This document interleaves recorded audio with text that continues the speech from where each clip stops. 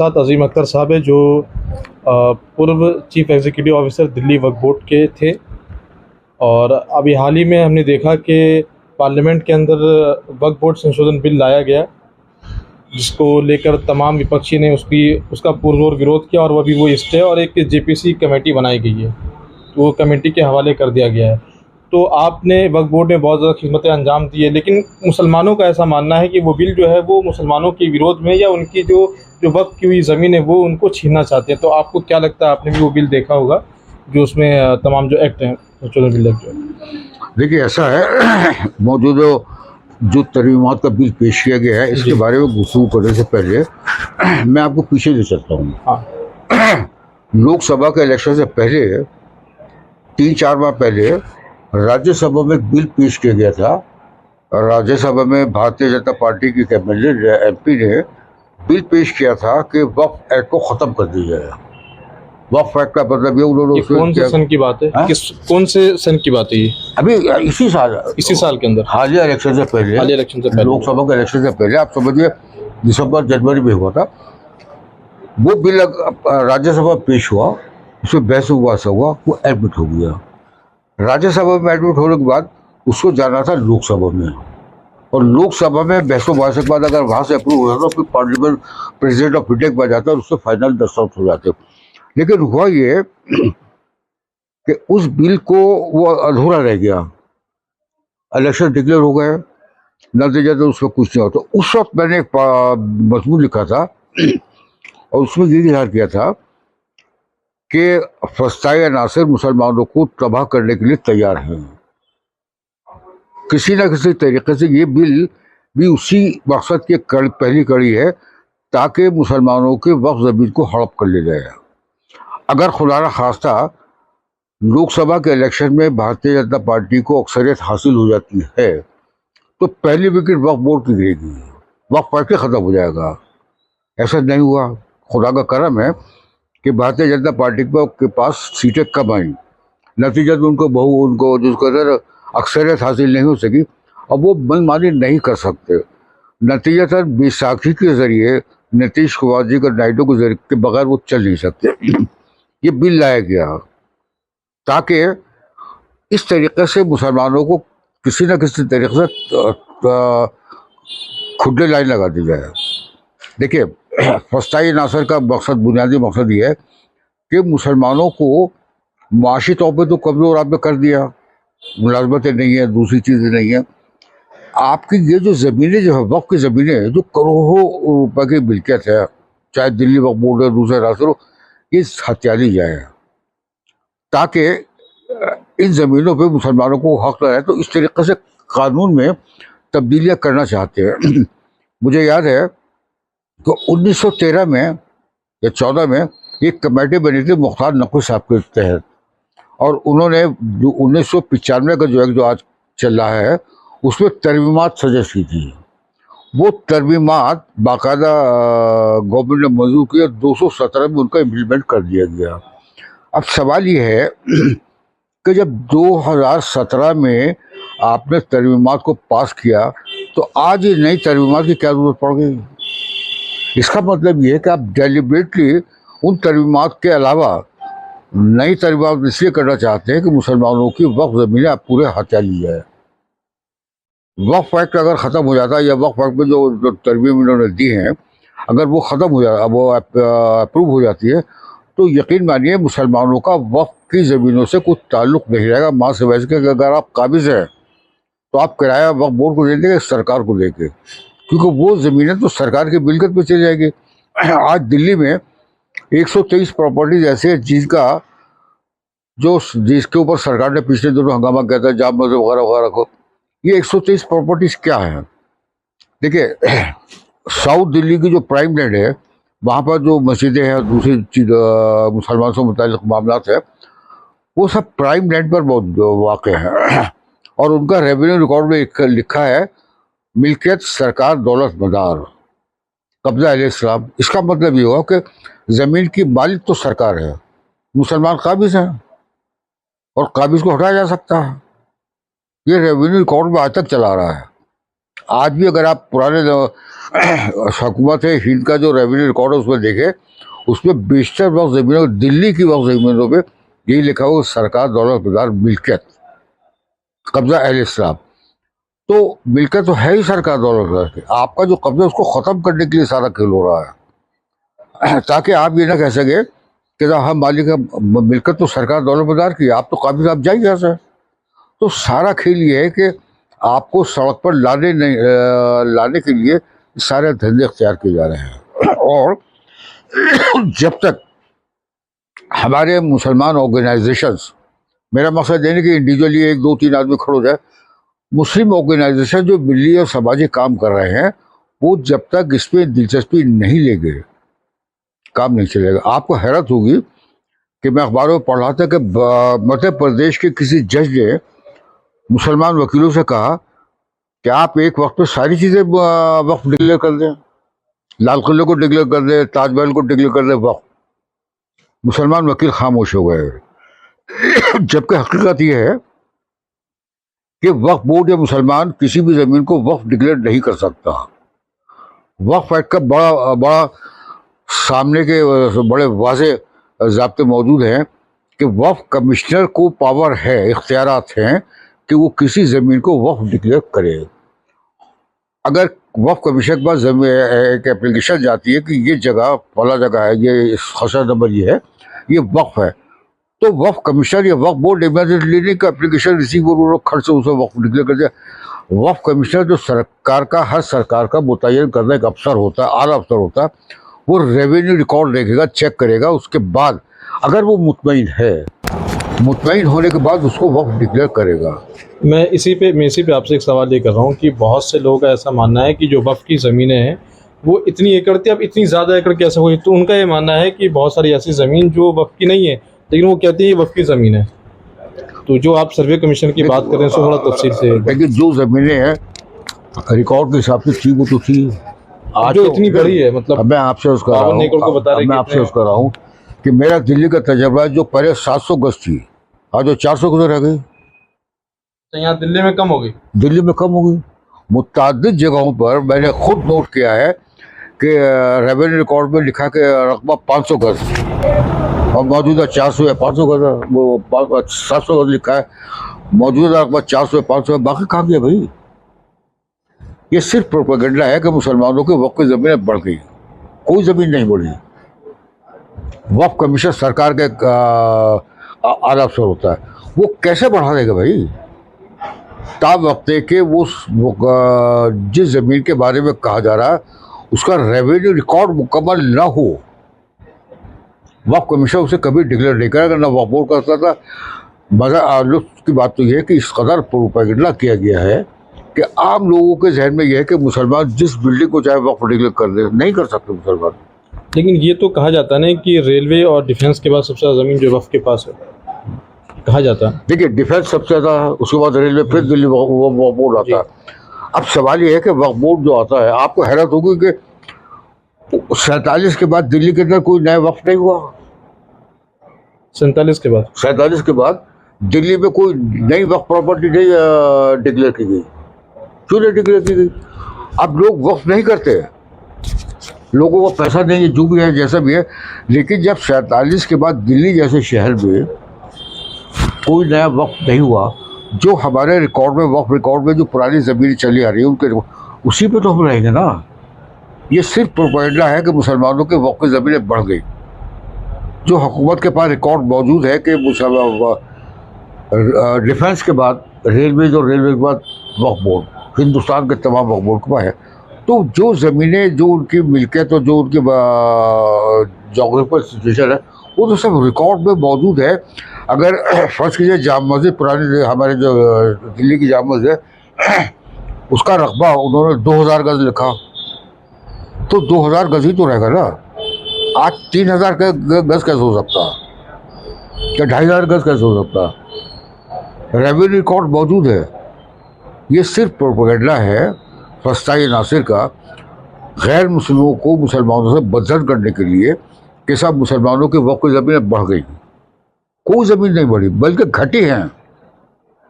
बहुत सी ज़मीनों के बारे में तो मुझे इल्म है। अजीम साहब मैं ये नहीं, मैं अर्ज कर रहा हूँ, बहुत सी ज़मीनें तो ऐसी हैं जिनका रिकॉर्ड ही नहीं है वक्फ बोर्ड पे। रिकॉर्ड नहीं है, नतीजा क्या होगा? कोई ज़मीन तो माइनस हो गई ना हमारे पास। दरियागंज में आइए, मैं दरियागंज की मिसाल देता हूँ। वहाँ पर 500 गज का एक टुकड़ा दरियागंज मेन में 1932 में एंग्लो अरबिक स्कूल का नाम वो किया गया, वक्फ किया गया 1932 में। आज उसका कोई रिकॉर्ड वक्फ बोर्ड में नहीं है। वक्फ बोर्ड में रिकॉर्ड ही नहीं है उसका। मालूम हुआ कि सन 56 में वो ज़मीन बेच दी गई और वक्फ बोर्ड से रिकॉर्ड ही हज़फ कर दिया गया। तो 500 गज का टुकड़ा दरियागंज जैसी जगह में, मेन प्राइम लैंड, जो आज की तारीख में करोड़ों रुपए का होगा, वो हमारे हाथ से निकल गया। तो ऐसी एक मिसाल नहीं, दिल्ली जैसे शहर में दसों मिसालें दी जा सकती है जहाँ पर वक्फ ज़मीन इस तरह गायब हो गई, रिकॉर्ड गायब हो गया। रिकॉर्ड किससे गायब किया? मैंने और आपने, सारे हम लोग वक्फ बोर्ड में जो बैठे मुसलमान ही तो बैठे ना, मिली भगत से सारी चीज़ें गायब होती है, अदरवाइज गायब होने का सवाल ही नहीं पैदा होता।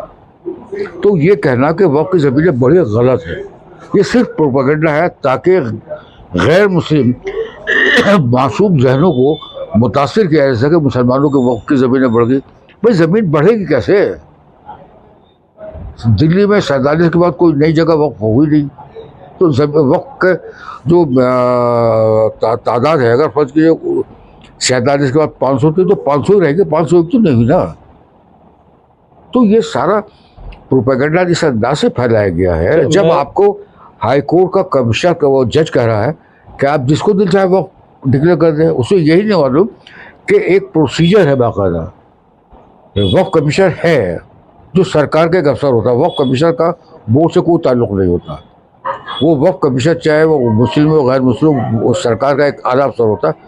उसकी जिम्मेदारी है कि उस ज़मीन के बारे में मालूमात करके, इंक्वायरी करके उसको declare waqf and not declare waqf तय करे। हम और आप नहीं कर सकते, वक्फ बोर्ड के मेंबर नहीं कर सकते, वक्फ बोर्ड इंडिविजुअली नहीं कर सकता। ये सिर्फ प्रोपेगेंडा है ताकि मुसलमानों के खिलाफ अक्सरियत को मदद किया जा सके।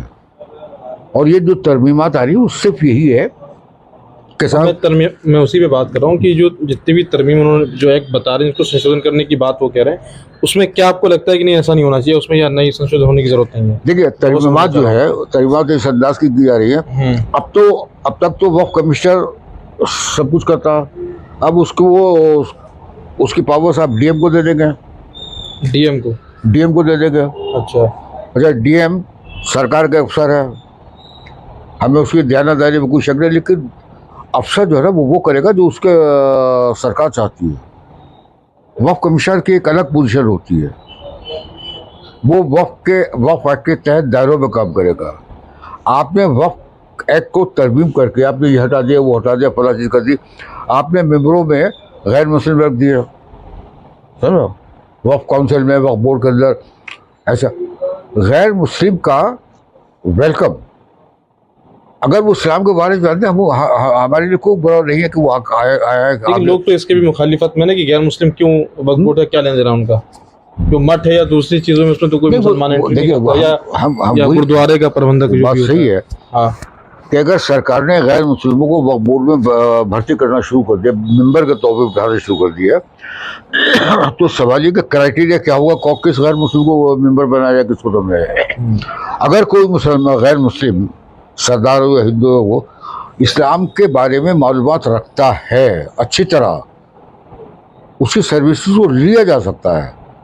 गैर मुस्लिम कुछ बेहतर मशवरे दे सकता है वक्फ की मेंटेनेंस के लिए, लेकिन अगर उसको किसी एजेंडा के तहत भेजा जाए कि ये आदमी जाके वहाँ पर वक्फ बोर्ड को नुकसान पड़े, हम उसके लिए तैयार नहीं है।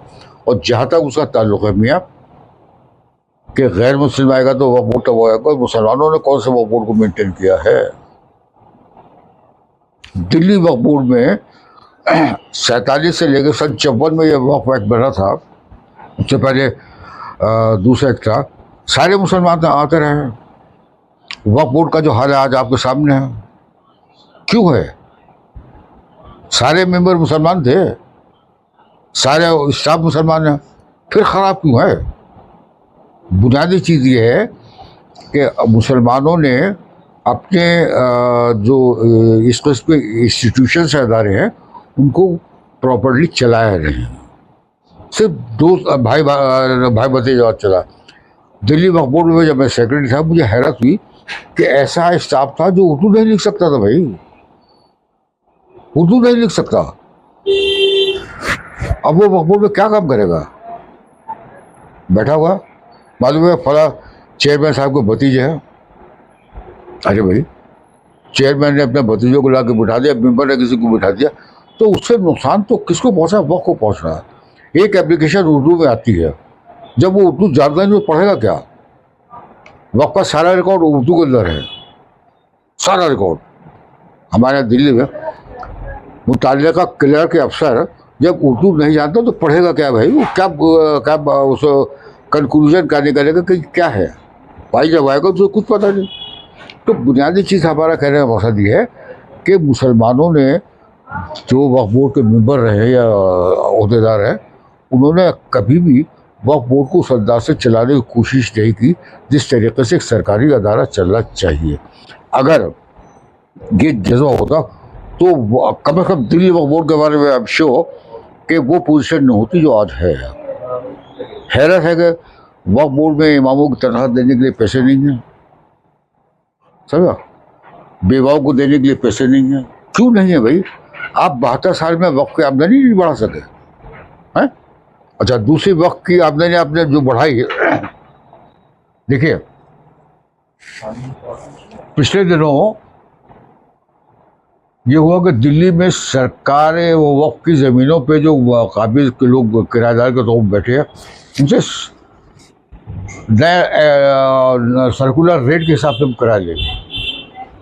नतीजतन आप दुकान के किसी दुकान पे किराएदार है, 100 रुपये महीना किराया, अब आपका किराया बैठा 6,000 रुपये महीना, समझा? इस तरीके से किराए बढ़ गए। इससे यकीनन वक्फ बोर्ड की आमदनी तो बढ़ गई, लेकिन बढ़ के कहाँ गई? आप इनकम बढ़ाने के बावजूद लोगों को तनख्वाह नहीं दे सकिए, बेवाओं को पैसे वजीफे नहीं दे सके, तो फिर वो फायदा क्या हुआ उसका? अच्छा, दूसरी चीज़ है, आपने सर्कुलर रेट के हिसाब से किराया लेना शुरू किया, उसका सबसे ज़्यादा मुखालफत करूँ गैर मुस्लिम तबके में। गैर मुस्लिम तबके ने अंदर खाने ये शुरू किया कि हम तो मारे गए। चांदनी चौक में जिसकी दुकान का किराया 800 रुपये महीना था, आज वो 50,000 हो गया। दुकानदार चाहे हिंदू मुसलमान, किराया देने में आना का नहीं करता, किराया कम से कम उनकी टेंडेंसी है। तो उन लोगों ने, उसके अंदर गैर मुस्लिम किराएदार है, मुसलमान किराएदार भी थे, जिसका किराया मकान का किराया 50 रुपये था, अब नए रेट्स के हिसाब से उसका 4,000 रुपये हो गया। तो 4,000 कहाँ से लाएगा भाई? तो ये सब अंदर खाने मुखालफत, जिसको कहते हैं ना मुत्तहिद हो जाना, सारे किराएदार चाहे हिंदू मुसलमान, नए सर्कुलर रेट्स के हिसाब से जो किराया उसके खिलाफ बाकायदा तहरीक चली। और तहरीक इस तरह से चली कि सरकार को बताया गया कि मुसलमान इस तरीके से एक्सप्लॉइट कर रहे हैं। तो सारा जो हंगामा हो रहा है वो यही है कि वक्फ बोर्ड किराया न बढ़ा सके, क्योंकि इससे जो सबसे ज़्यादा मुतासिर होंगे वो गैर मुस्लिमों को जो किराए रहते हैं।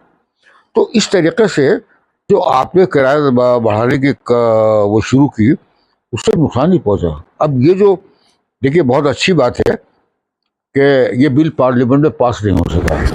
अगर खुदा ना खास्ता लोकसभा में राज्यसभा में अक्सरियत होती तो पास हो गया होता और वक्त वैक्टी ख़त्म हो गया होता। तो ये जेसीपी कमेटी गठन करके उन्होंने उसमें दिया, इसमें कुछ 10 राज्यसभा और कुछ लोकसभा के कुछ लोग मेंबर उन्होंने ज्वाइन किया। देखिए, अब ये पार्लियामेंट कंसल्टेटिव कमेटी बन गई। पार्लियामेंट कंसल्टेटिव कमेटी इसके ऊपर गौर खौज करेगी, आवाम से भी रब्ता करेगी, पब्लिक ओपिनियन मिलेगी, उसके बाद एक फाइनल डिसीजन होगा। उसके बाद जो तरमीमात हुकूमत ने तजवीज़ की है कि आया उन तरमीमात को जारी रखा जाए या कट किया जाए, उसके बारे में जो कमेटी बनी है मेंबरान पार्लियामेंट, उसके जो कारकुन हैं वो लोग फैसला करेंगे। उसके बाद ही ये जो बिल में अमेंडमेंट का वो मामला है। अच्छा ये अजीम साहब, फाइनल- मैं ये समझना चाह रहा हूँ, आप भी सीईओ थे, आपके साथ भी कई बार ऐसा हुआ होगा कि बहुत से लोग आपके पास कुछ लेटर लेकर आए होंगे कि भाई फला ज़मीन जो हमारी उन्होंने कब्जा वक्फ बोर्ड की नहीं, ये हमारी ज़मीन है।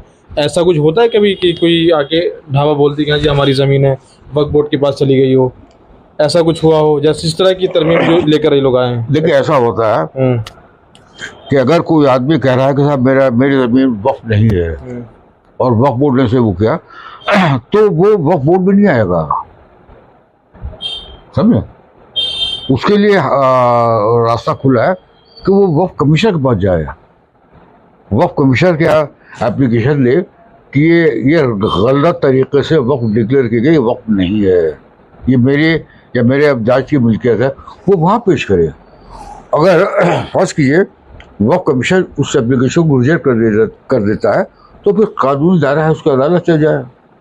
इसके अलावा कोई तरीका नहीं है। आज अगर ये कैसा वो जैद कोई आदमी खड़ा हो जाता है, साहब ये जगह वक्फ नहीं से, कैसे आप डिक्लेयर कर देते, अनडिक्लेयर कर दे वक्फ को, नॉन वक्फ कैसे कर डिक्लेयर कर दे, प्रूफ तो लाओ कोई।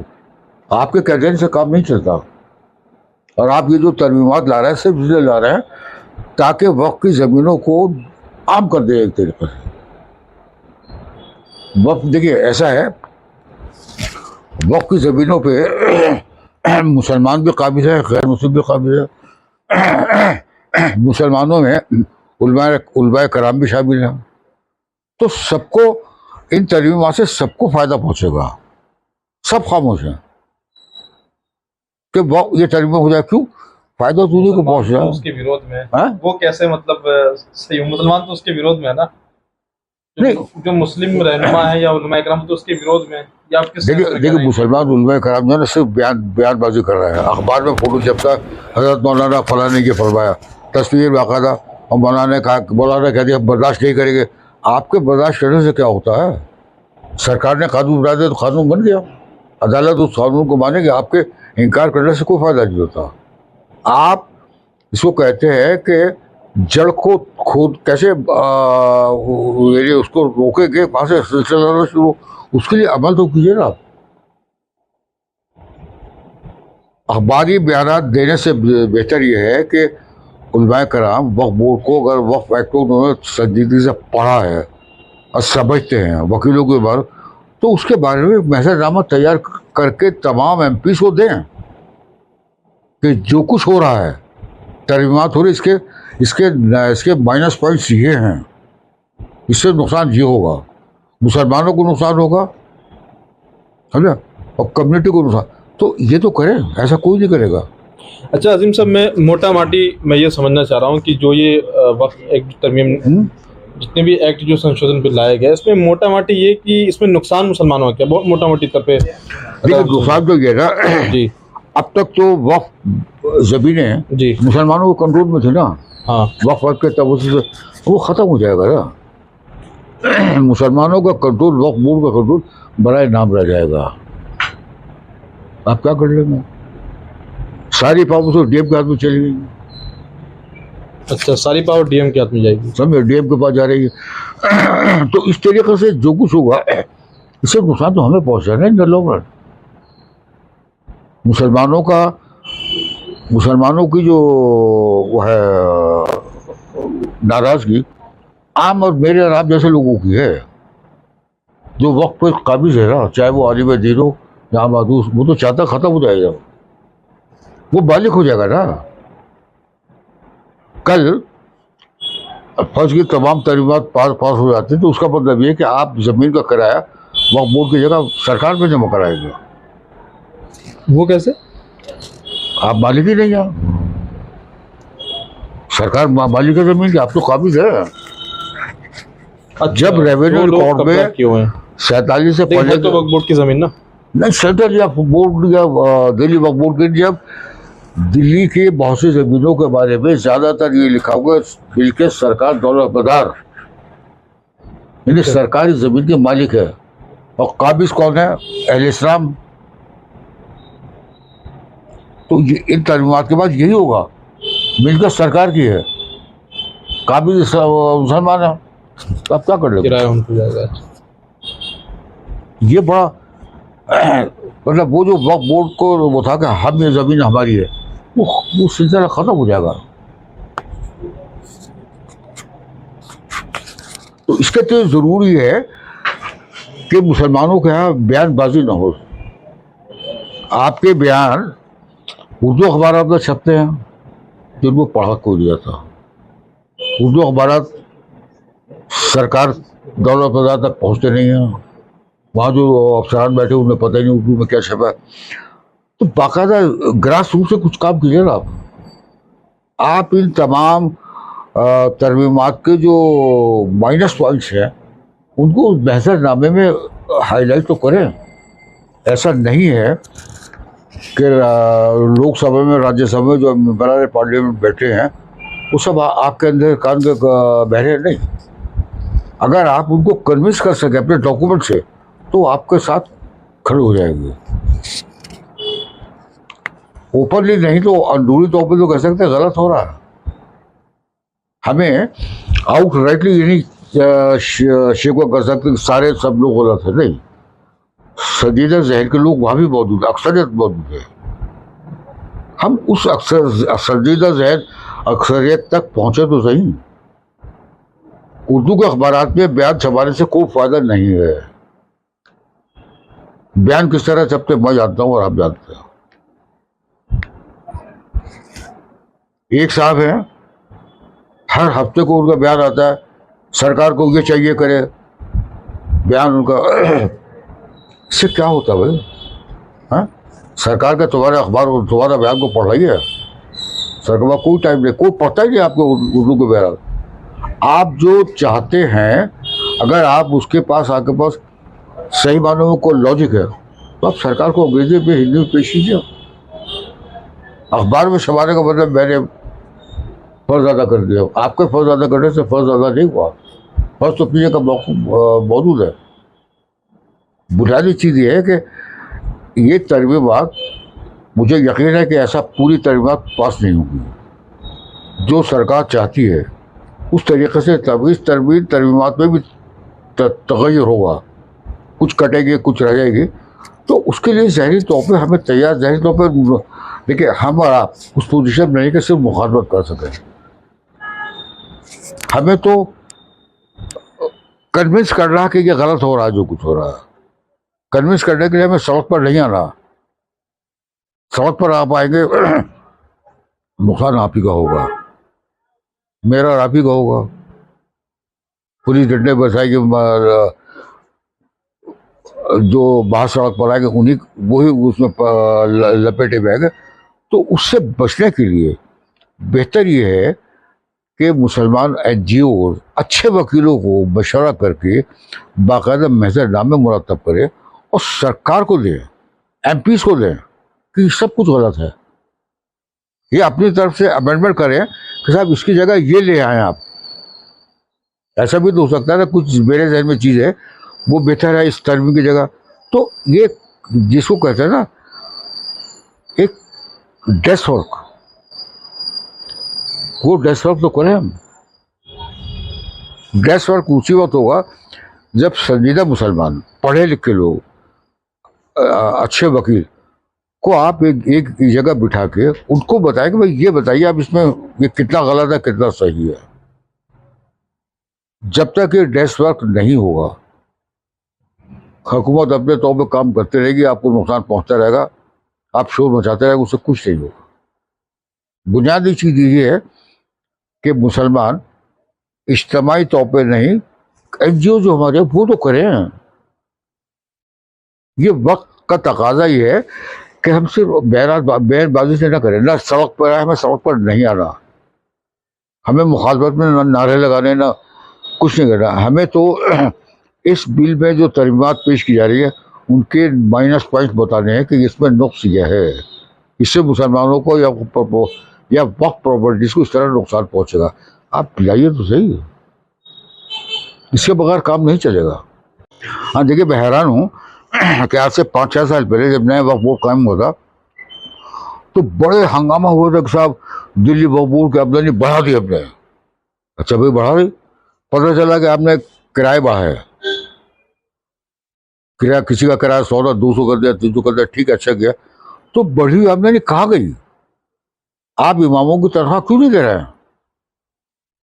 आपने जो किराया बढ़ाया और उससे आमदनी बढ़ी, तो वो पैसा कहाँ जा रहा है? हैं? आपके आपके इमाम को 2-3 हज़ार नहीं है आपके दिल्ली पे, चंद सौ होंगे। चंद 100 इमामों की और मौजूदों की तनख्वाह उससे नहीं निकाल सकते, तो क्या कर रहे हैं आप?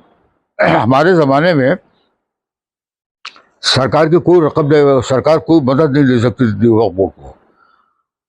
उस ज़माने में जब मैं सेक्रेटरी था, भारतीय जनता पार्टी की हुकूमत थी, तो उन्होंने 2 करोड़ 80 लाख रुपया ग्रांट इन एड दी थी दिल्ली वक्फ बोर्ड को। फर्स्ट टाइम, पहली बार था कि आप इससे, ये ग्रांट इन एड है, इससे वक्फ की प्रॉपर्टीज को बेहतर कीजिए, मरम्मत कीजिए, उनको किराए पे दिए, उस किराए से ये फंड कीजिए। वो पैसा कहाँ गया कुछ नहीं मालूम। हम तो चले आए, उसके बाद हमारे जाने के बाद वो पैसा मिला। वो 2 करोड़ 80 लाख रुपए वक्फ की ज़मीनों पे खर्च हुआ कि नहीं हुआ, गॉड नोज बेटर। तो बुनियादी चीज़ ये है कि वक्फ की आमदनी आपने बढ़ा दी, आपने गले में हाथ डलवा दी है। मुझे याद है, अरे माशाल्लाह किराया बढ़ गया, अब सब वक्फ बोर्ड क्लियर हो गया। गया कहाँ वो पैसा? इमाम क्यों रो रहे हैं? अगर हमारा इमाम ये तनख्वाह का शिकायत करता, तो अफसोसनाक पहलू है कि इमामों की तनख्वाह ज़्यादा 10-12 हज़ार होगी। आज के दौर में 10-12 हज़ार में कोई गुजार नहीं कर सकता। आप उनको तनख्वाह मिल, बुनियादी तौर पे वक्फ बोर्ड के इंतजाम में कमी है। अब आप अंदाजा लगाइए कि वक्फ बोर्ड में आज तक परमानेंट सेक्रेटरी मुंतखब नहीं किया जा सका। अरे भाई, परमानेंट सेक्रेटरी तो बिठाओ, जो दफ्तर में सुबह 9 बजे आके बैठे, शाम तक बैठा रहे। अब उन्होंने जिस वक्त ही है, अब वो आया नहीं आया, आप क्या कर लेंगे? चेयरमैन है नहीं, मेंबरशिप सबके खत्म हो गई। तो इस तरीके से काम थोड़ी चलेगा। इसमें तो हमारा अपना